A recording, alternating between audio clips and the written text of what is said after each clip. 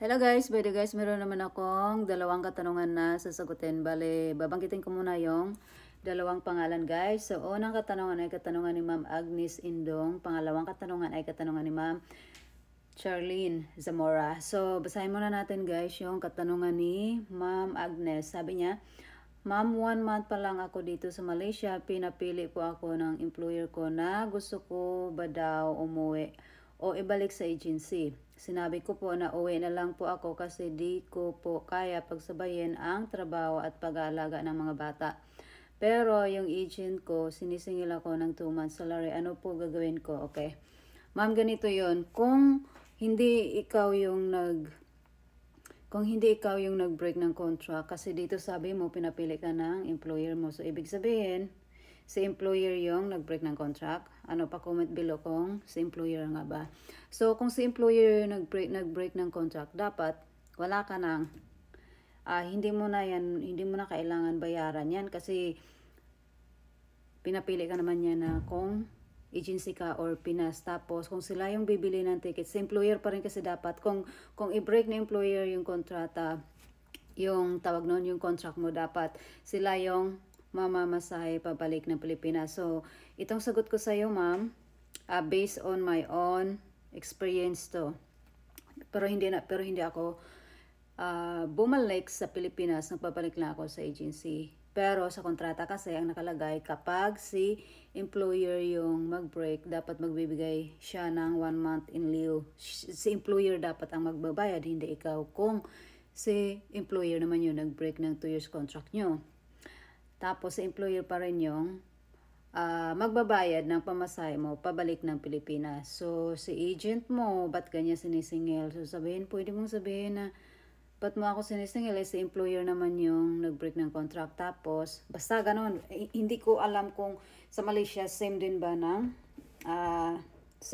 sa Singapore. So, para makamake sure ka talaga, tumawag ka sa DMW. Lalagay ko sa baba yung mga contact information ng DMW. Pero ang pagkaalam ko talaga na kapag nag-break ka ng contract or sa employer, kailangan i-send back ka kung gusto mo umuwi ng Pilipinas, sa employer pa rin yung mamamasahe. Pero kung wala namang nilabag sa kontrata tapos gusto mo umuwi, ikaw yung mamamasahe. Or kung hindi ka magbibigay ng 1 month palugit, no? Or kung ano yung nakalagay sa kontrata. So, ikaw yung mamamasahe ng airplane ticket mo. So, hindi ako sigurado kung sa Malaysia same din ba, pero meron naman tayong OWA. Tumawag po kayo sa OWA or sa DMW. So, yung OWA, kapag merong mga applicant or Filipino OFW na nasa labas ng bansa, tapos walang mga pamasahe ganun, yung iba, sila yung pwede natin lapitan para tulungan tayo. Okay, Ma'am Agnes, sana nasagot yung katanungan mo. Pero paalala lang pala kasi 2 years contract, di ba? 1 month ka pa lang. So, natural, yung agency hindi talaga yung papayag. Kasi gusto nila kumita pa rin sa'yo. Ayaw nila na sila yung mawala ng kita. So, ang mga ginagawa ng agency ay nagdideduct sila or kinakaltasan nila yung mga sahod ng applicant nila kahit alam naman nila na bawal yung ginagawa nila kasi kapag DH dapat walang salary deduction kasi kung merong mga fee sa agency, dapat si employer talaga ang sasagot niyan. So, pwede kang mag-complain or tumawag sa OWA or sa DMW, ma'am, para makamake sure ka, okay? Pero kung si employer binilhan ka na ng airplane ticket pa Pinas, hayaan mo na yung agent mo. Okay, sana nasagot yung katanungan mo. Pero kung mayroon ka pang ibang katanungan, just comment below lang. See you. Have a good day. Bye-bye.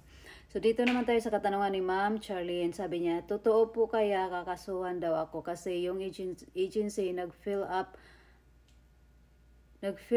pa lang naman ako application. Tas doon daw sa parang ipapanotaryo daw nila yun at thumb mark ko, di pa nga ako nag-medical. At kung sakali back out, may pangkaso na daw sila. Grabe, manakot agency. Ano kaya, totoo kaya yon? Okay, Ma'am Charlene, kung ganun man yung gagawin nila.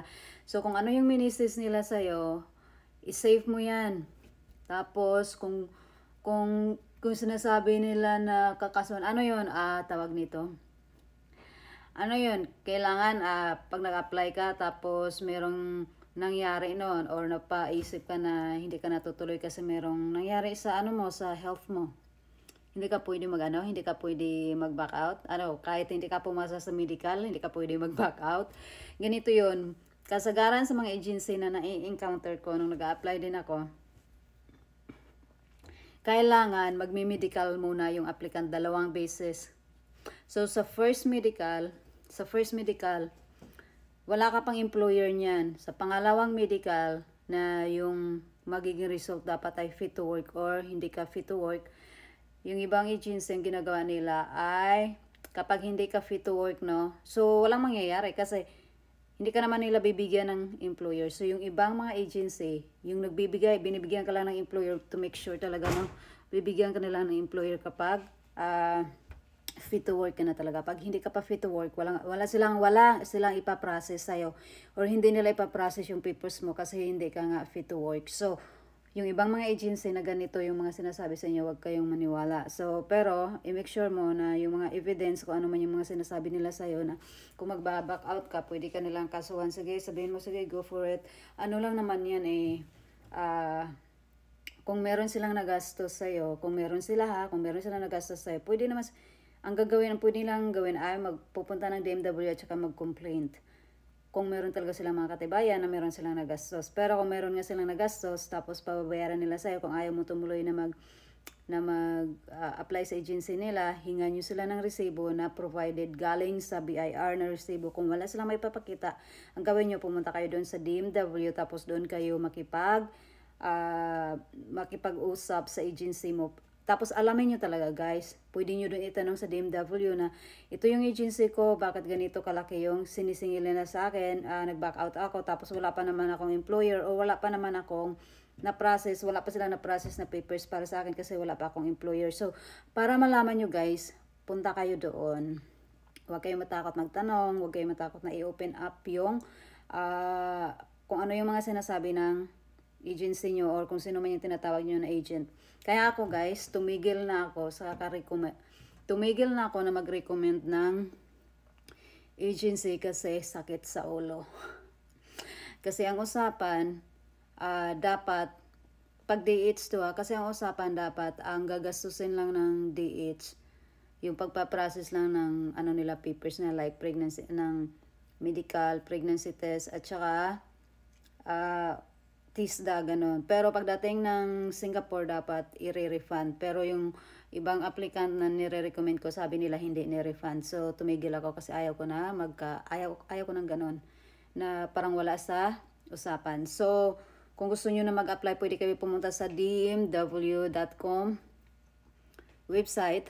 Tingnan nyo doon, nandun yung mga agency, guys. Marami. Tapos makikita nyo naman na kung ano yung agency na hindi, walang problema. Kumbaga legal, kumbaga meron silang, yung nag-ooperate sila ng, meron talagang papers, ganon. So, one day gagawa ako ng video, tapos papakita ko sa inyo yan kung paano. And paalala lang, huwag kayo basta-basta maniwala na kapag sinabi ng agency niyo na, oh, hindi ka na pwede mag-back out. Kasi kung mag-back out ka, kakasuhan ka namin. Sabihin nyo sa kanila, okay, go for it. Go ahead. Go for it. Go ahead. Kasuhan nyo kami. So, kung alam nyo naman na wala silang nagastos, wala kang nakuha pera sa kanila, ba't ka matatakot kung mag-complain sila? Harapin nyo lang. Mostly kasi, pwede ka lang naman nila yan ipatawag sa barangay para mabayaran mo sila. Or yung iba pupunta sa DMW para i-complain ka, para kung gusto mo mag-apply uli, pwede ka nilang maharang kasi nga, kailangan mo munang ayusin yung nagiging problema mo sa dati mong agency. Ganun. So, sana nasagot ko yung katanungan mo, Ma'am Agnes and Ma'am Charlene. Pero kung mayroon pa kayong ibang katanungan, just comment below lang. See you. Have a good day. Bye-bye.